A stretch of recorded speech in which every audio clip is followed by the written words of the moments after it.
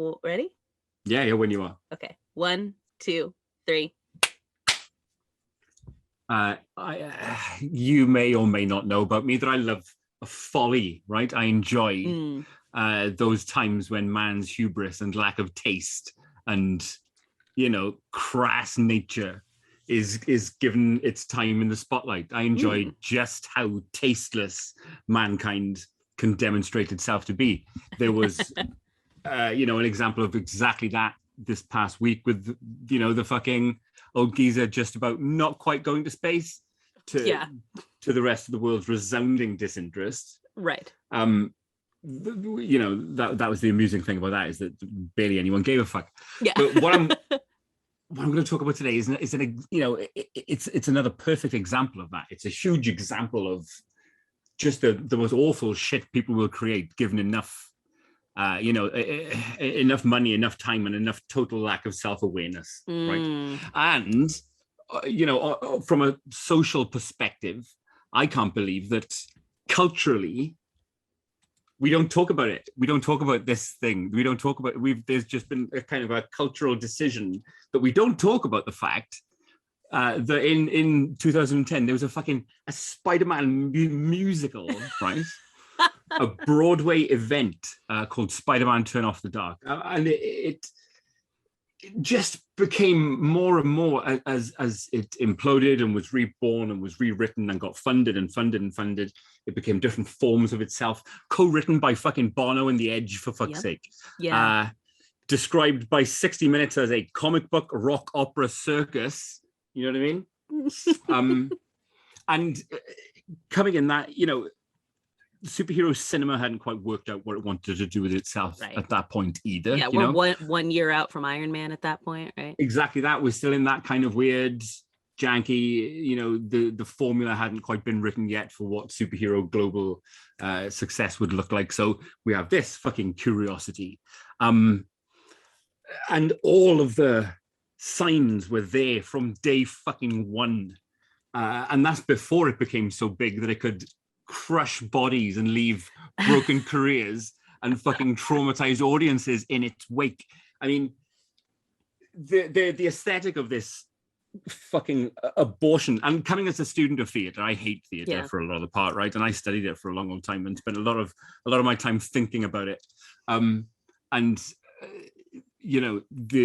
aesthetic that this had, the worst excesses of Joel Schumacher's run at Batman, his gaudy neons, along with the kind of huge foam outfits of a Gwar concert. It looks, for all intents and purposes, as though you're seeing I have never heard anyone relate this to Gwar before, but you're not wrong.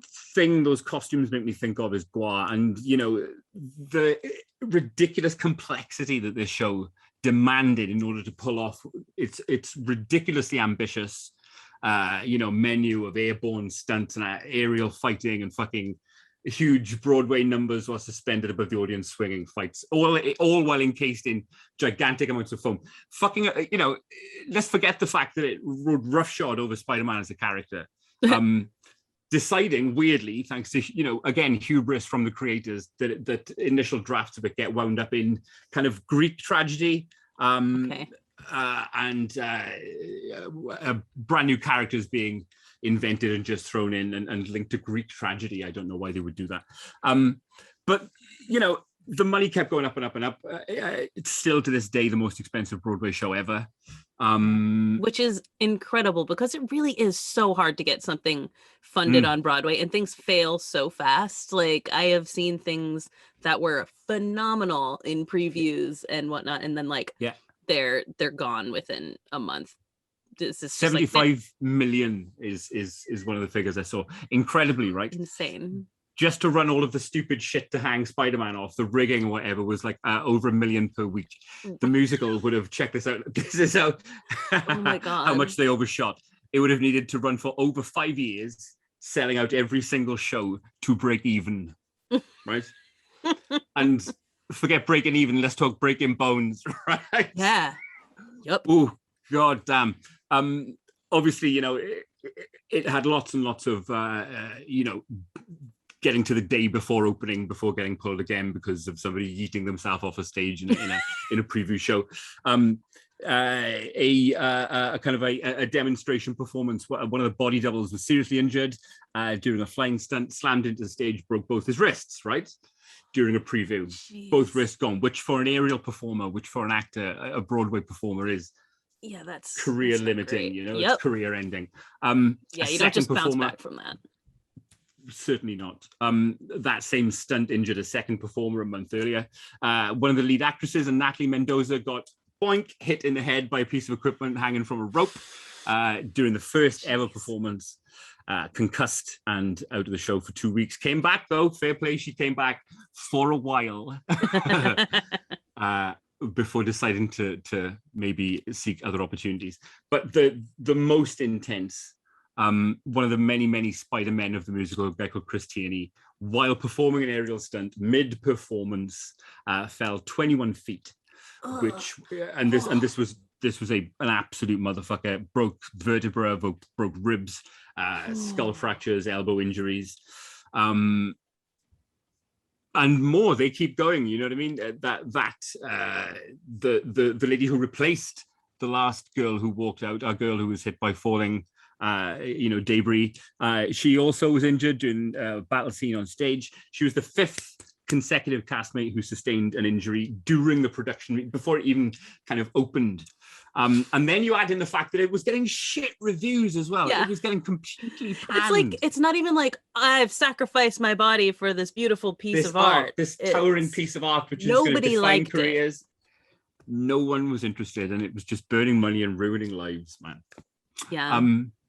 And it feels very fertile ground for Netflix to move in on. It feels like very, very fertile ground for a documentary. I know there have been books. There's been the odd book written about it by those involved, but like I said at the start, the hubris on this scale, a lack of self-awareness on this scale that can be allowed to grow teeth like this, and it feels as though we should talk about it more and investigate exactly what happened there. And I'd like that to happen, please. That's a really good point. What's really funny, at the time, it was definitely like, 30 Rock was still on at that point and they were making fun of it all the time. And it was like culturally for that 10 minutes, like everywhere. You couldn't go anywhere without hearing about the mess of that play. So it did have like a moment, but yeah, we don't really, it just kind of like faded to the background and we just like do not speak of that anymore.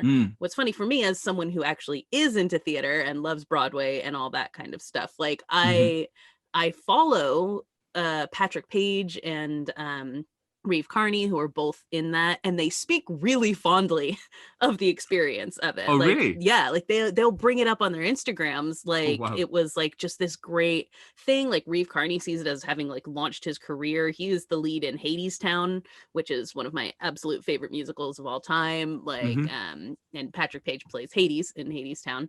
And they talk about it like it was this like really great experience. And every time they post, I'm like, are we really talking about this? Did they just do that one at Universal Studios, that Spider-Man musical they had there for a while? Because this does not compute with what I hear about it. So I absolutely would love to watch like a documentary about this. Maybe it's like a bonding through suffering thing, like, being maybe the 15-year anniversary, we can get them back for drinks and get them to shoot the shit. Please, oral history of Spider-Man Turn Off the Dark, whatever.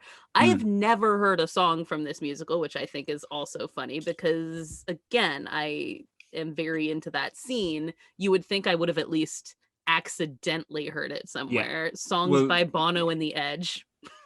Well, it had the kind of full prestige release. Music books were released and so on. It's out there. The score is out there. YouTube is full. YouTube I'm sure if I went to Spotify right now. Yeah. You know what? It's probably in my iTunes. I'm sure Bono put it there when I got my computer, and I just have never looked for it. No, they were on Letterman twice. There are clips of them on Letterman and on Kimmel and whatnot. At the time. You want to know a fun fact, though? Always.